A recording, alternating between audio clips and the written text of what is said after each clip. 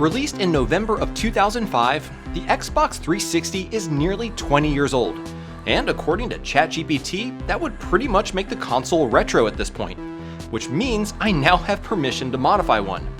And to my surprise, the 360 has quite a few mods that can be done to it, so I'm going to install them all.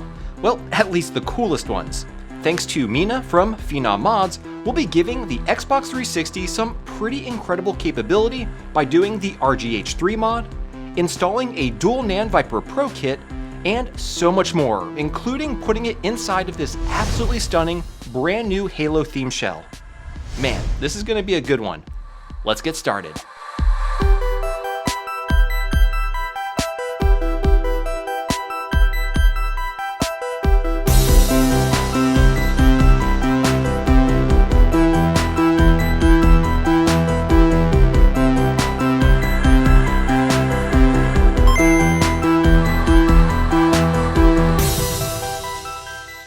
Hey everyone, how's it going? My name is Tito and welcome to another episode of Retro Renew.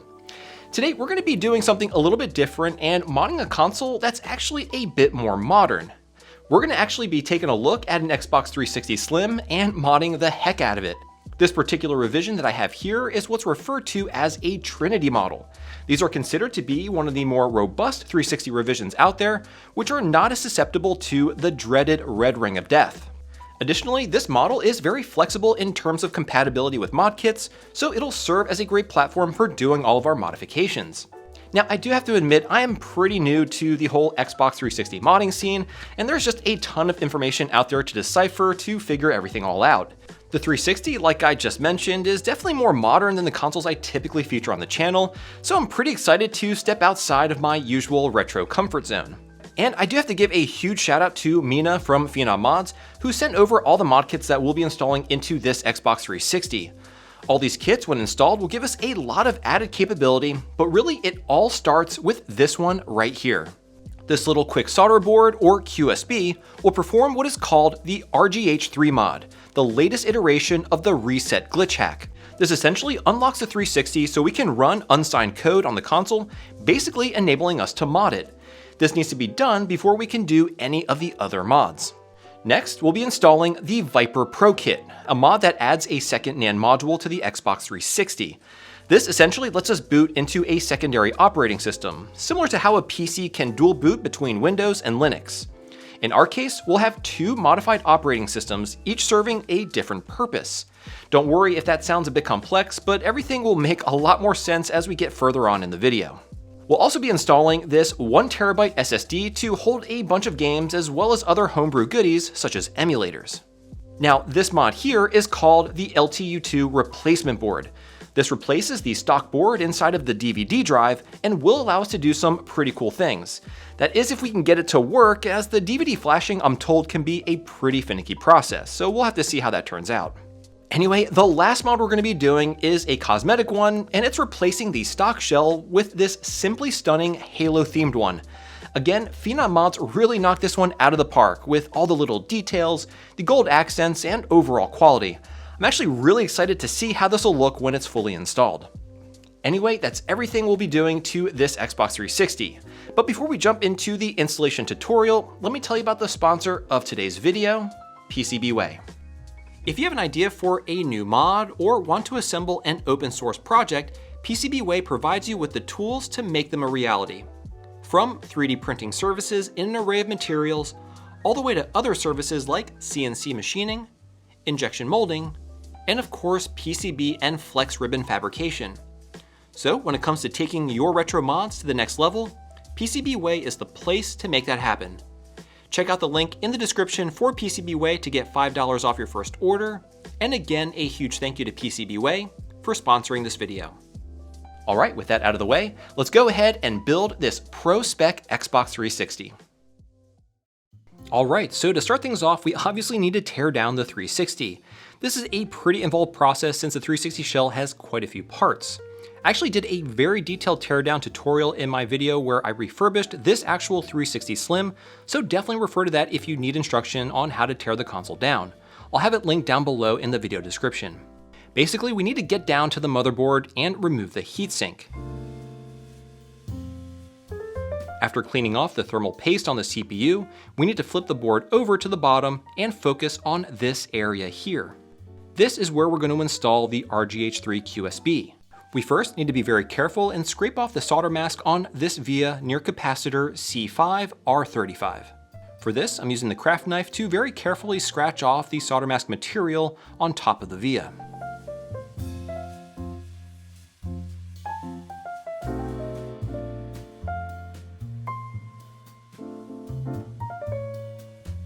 Once you remove enough of the solder mask, I highly recommend tinning the via with some solder to help with the installation. I also recommend removing the solder from these adjacent headers to further assist with the installation of the QSB. Now we need to go ahead and drop in the RGH3 QSB in place as shown. After ensuring it is properly aligned with all the points, tack it in place onto this capacitor. Then go ahead and solder in all the other points on the QSB. And lastly, since this is a Trinity revision, we need to solder in a 3K ohm resistor. The other 1K ohm resistor that came with the kit is for the Corona. Next, we're going to go ahead and solder a wire to the pad labeled PLL, which is then going to go to this small via here labeled FT2V1. And then we'll have to do another wire from the post pad to this via here near resistor R3R1. And this is what the RGH3 mod should look when fully installed. This will now enable us to do all the other mods to the console. Which means next we're going to go ahead and install the Viper Pro board, and to do this we're going to first remove as much solder as we can from these two groups of headers. Once done, we can drop the Viper Pro into place and make sure that it aligns with those headers. Then we can proceed to soldering it in place. There are a lot of points on the QSB that we need to solder, so make sure you don't miss any.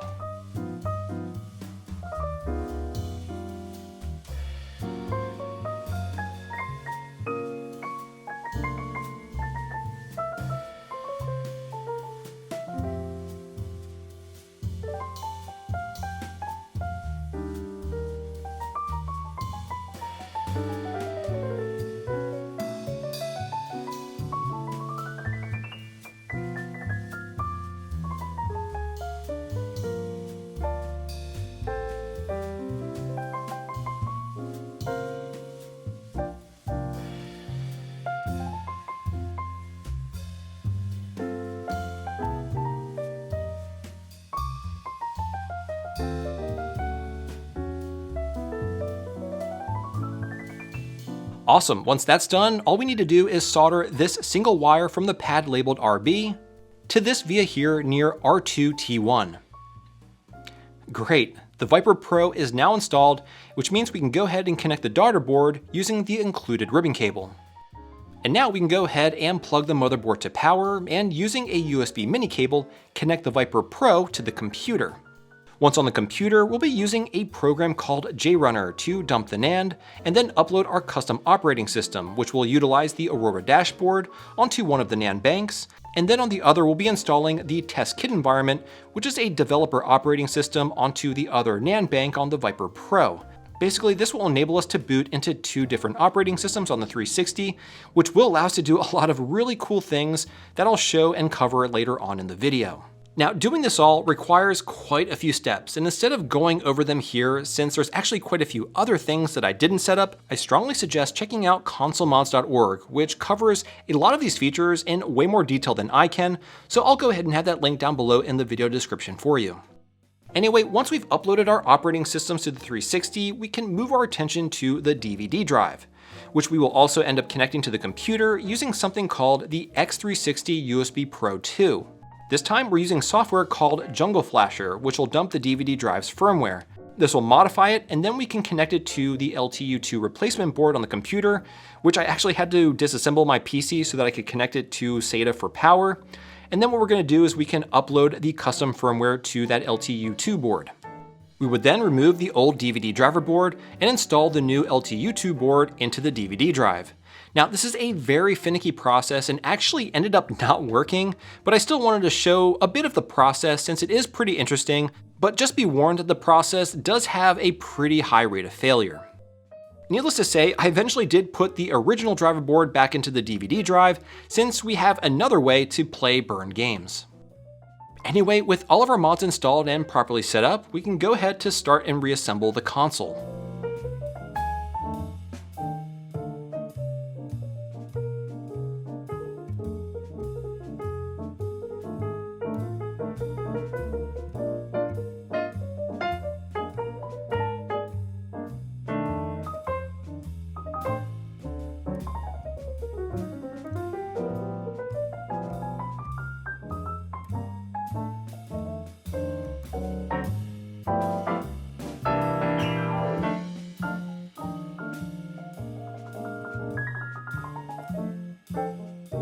Alright, so the first part of the new shell we're going to install is the gold DVD drive cover.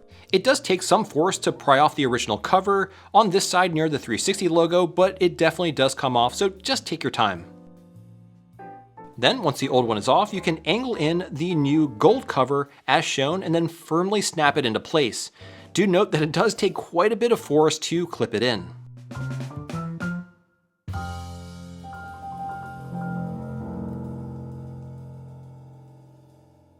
The next part is a bit tricky as we need to remove the power and eject sensors from the original front faceplate. To get the power button off, firmly press it out as shown using your thumbs, and it should just pop out the other side. Then, using hot air at a very low setting or a hairdryer, we're going to go ahead and warm up the ribbon to weaken the adhesive securing it to the shell, and then very gently peel it off. To remove the eject button, you will need to very carefully melt the tabs with your soldering iron in order to remove the retaining bracket.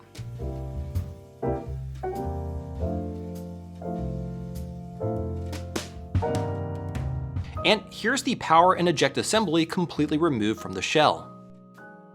Now we need to go ahead and transfer it to the new front faceplate.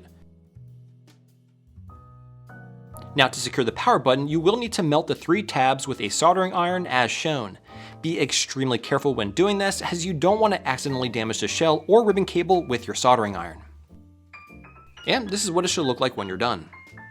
Next, we'll place the eject sensor onto the aligning pegs as shown, and then press the ribbon onto the shell using the residual adhesive on it. Now we can go ahead and grab the brand new included retaining bracket and place it over the eject sensor. And while holding the bracket firmly down with a metal spudger, I can go ahead and melt the securing tabs.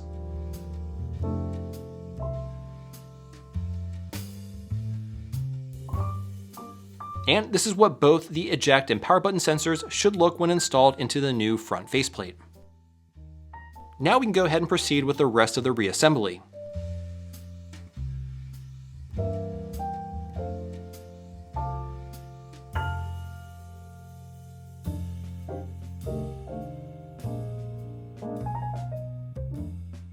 Now, one crucial thing to keep in mind is that when you get to this portion of the reassembly using the really long screws to secure the side of the shell, you really do need to take your time. It's important to screw it in just a small amount and then screw it out. Screw it in a bit more and then screw it out again. Do this until it is completely secured. The reason you want to do it this way is so that you don't damage or break the screw post. Remember that these new screw posts are not pre-threaded, so you will need to use the screw to, in a way, tap the new screw post. This will take a bit longer, but believe me, it will be worth it in the end to take your time when fastening these screws than to damage the shell by going too fast.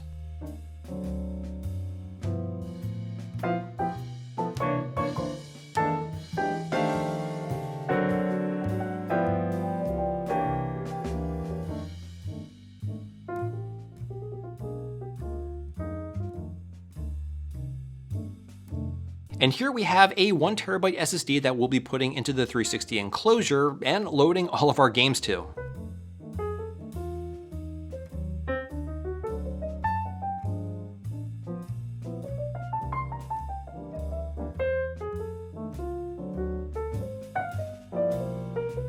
This here is the Viper Pro daughter board, which will allow us to switch between the NAND profiles, and I'll just be going ahead and mounting it back here with some double-sided VHB tape.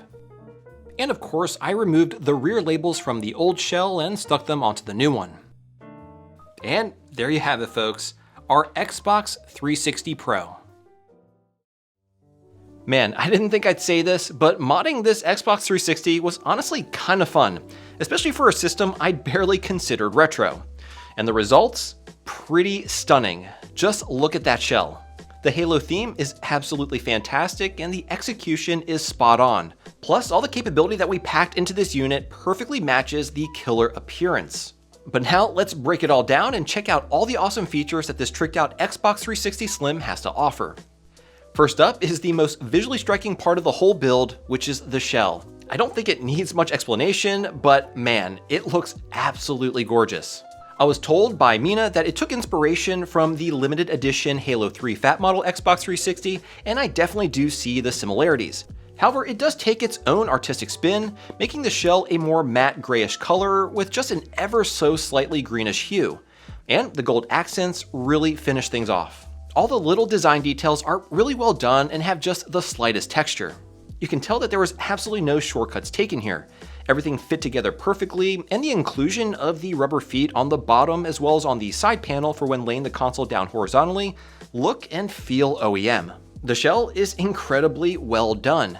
Now, if the Halo version of the shell is a bit too much for you, Phenom Mods also offers a clear and translucent pink version, both of which I assume have the same great fit and finish as this one.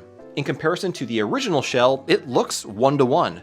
Obviously, the shell is painted while the original is made in black ABS, but other than that, if you told me that this wasn't a factory special edition shell, I don't think I'd be able to tell that it was aftermarket. Alright, now that we've covered the shell, let's dive into the meat and potatoes of the mods. Starting with the RGH3, which is the backbone of everything we installed and was made possible by that incredibly convenient QSB board. At its core, RGH, or Reset Glitch Hack, was originally discovered by modders Gliggly and Tyros, allowing the Xbox 360 to run unsigned code, unlocking homebrew, emulators, game backups, and so much more. Fast forward to 2023, and we now have RGH3, which is the latest iteration of the hack and the most reliable version, with an easier installation while improving overall stability. In short, the RGH3 mod is basically the gateway mod that enables us to do all other mods to the console. Which leads us to the next mod we installed, the Viper Pro chip. Now, this little sucker does quite a bit. It basically allows us to store multiple operating systems onto the console by adding an extra NAND module to the existing one on the motherboard. Most people typically used a mod like this to set up a dual NAND system, where one NAND runs a modified dashboard like Aurora, allowing you to access homebrew applications, emulators, and games directly from the internal hard drive. And the other NAND would remain completely stock, letting you play on Xbox Live without raising any red flags and keeping Microsoft none the wiser about the homebrew magic that is happening behind the scenes on your Xbox 360. So to switch between these two different NAND profiles, you need to press and hold the button on the Viper Pro daughter board, which I mounted on the back of the console here. Now you need to ensure that the console is plugged into power, but turned off in order to make the switch. You definitely do not want to switch the NAND profiles while the console is turned on. By pressing and holding the button, you'll notice that the LED will blink on the daughter board. One blink denotes the first NAND bank, which holds the developer test kit environment, while two blinks denotes the second bank, which has Aurora, the modified stock dashboard. Let's go ahead and take a look at that first. So with the NAND bank selected, go ahead and turn on the console. And as you can see, we are launched into the Aurora dashboard.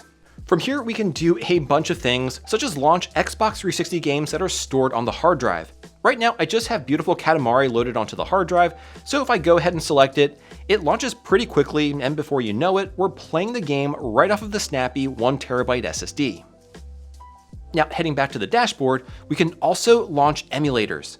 The one that I have here is PCSX Reloaded, which is an emulator for the original PlayStation. I actually stored quite a few ROMs here, and to be honest, they work pretty good. The only issue that I noticed is that the audio is a bit choppy and that the aspect ratio is a bit off, which are all things that I'm sure I can tweak in the settings. Now, something that is actually also really cool is that we're able to launch games through my home network. Now, this doesn't work over Wi-Fi, but if you physically connect to your home network using an Ethernet cable, you can launch games directly from your PC, and I'm sure something like a network-attached storage device. Here, you can see me launching Blue Dragon and playing it over my studio network. What's wild is that the game is loaded directly from my PC.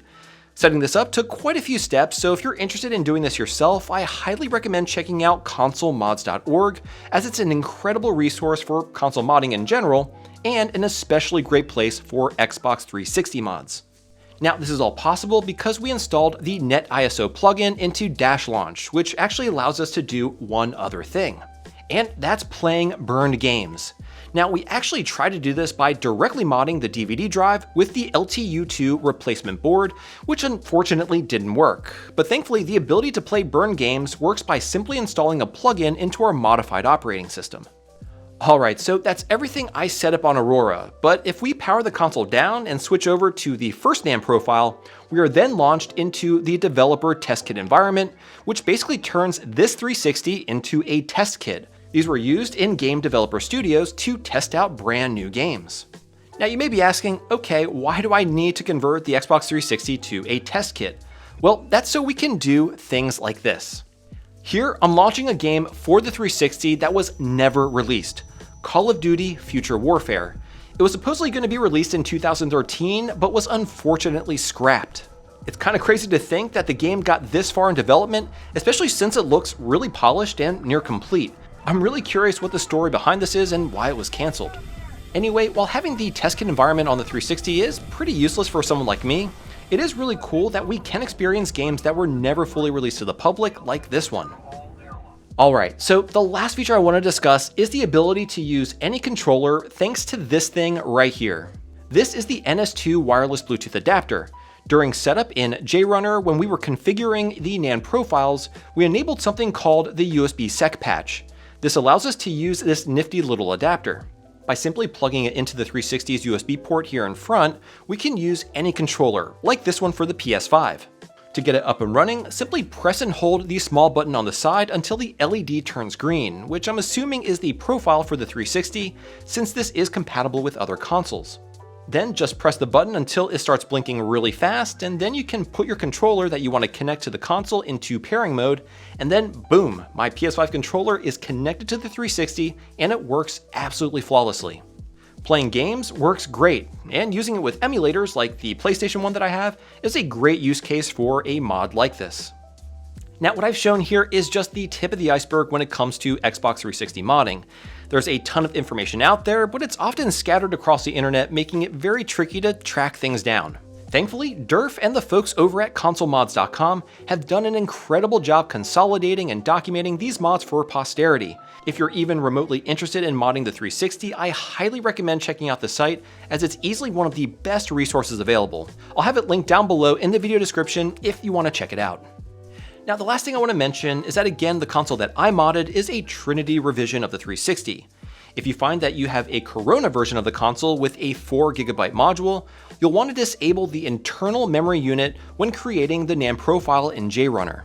This is because the controller chip in those consoles have a lot of wear and tear due to the sheer number of read and writes over its lifetime, and has a very high chance of failure, which would essentially brick the console and is extremely difficult to repair. In short, if you want to mod a 360, I definitely recommend modding a Trinity. Alright, now let's get into the pros and cons of this 360 build. Starting with the pros, the one I think I'm really getting the most enjoyment out of is the shell. As strange as that may sound, everything about it is amazing and the quality is pretty incredible for an aftermarket option. Now, I've seen my fair share of low quality replacement shells, especially in the handheld segment, think Game Boys, but we're definitely seeing more and more high quality replacements, and this one from Phenom Mods for the 360 is no exception.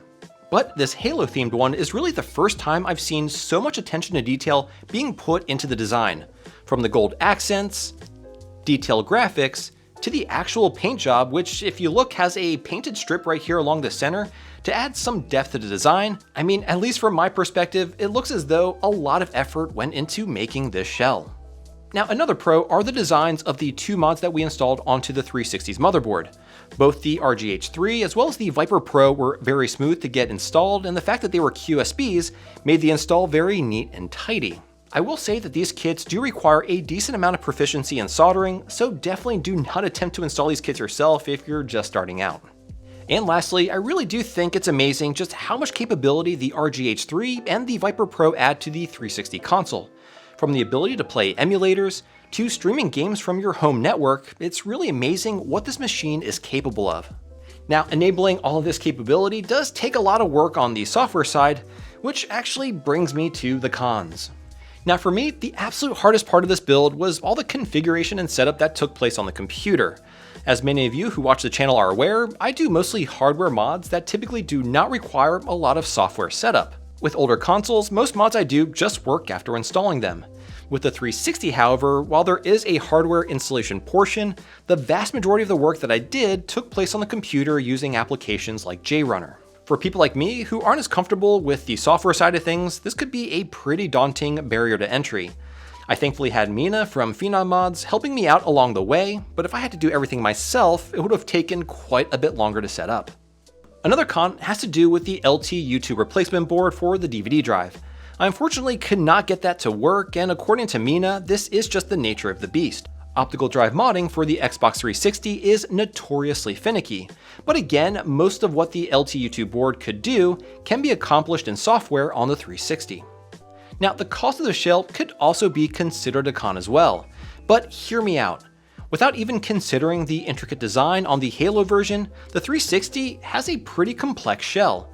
It's got a lot of parts, as well as complex features like this latch door on the bottom that covers the hard drive, this spring-loaded door in the front that covers the USB ports, as well as the rubber feet on the bottom and on the side of the console. There's just a lot of different materials and moving parts on the shell that I honestly feel, in conjunction with the quality of the overall product, sort of justifies the cost. Expensive, yes, but you do get what you pay for here. Mina told me that he spent a ton of time with the manufacturer to get all the details just right, and I think he really did pull it off. He also sells a clear version of the shell as well as a translucent pink one. The limited edition Halo one is only $10 more at $135, which honestly feels like a steal given all the details and intricate design. It simply looks amazing. Anyway guys, there you have it. The ultimate Xbox 360 Pro build. For those of you more experienced 360 modders out there, what other mods should I have installed into this console? I know there's probably quite a few that I missed, so let me know down below in the comments. Now if you enjoyed this video, I really think you'll like this one here, so check it out. And as always, thank you all so much for tuning in today, and I'll catch you again next time.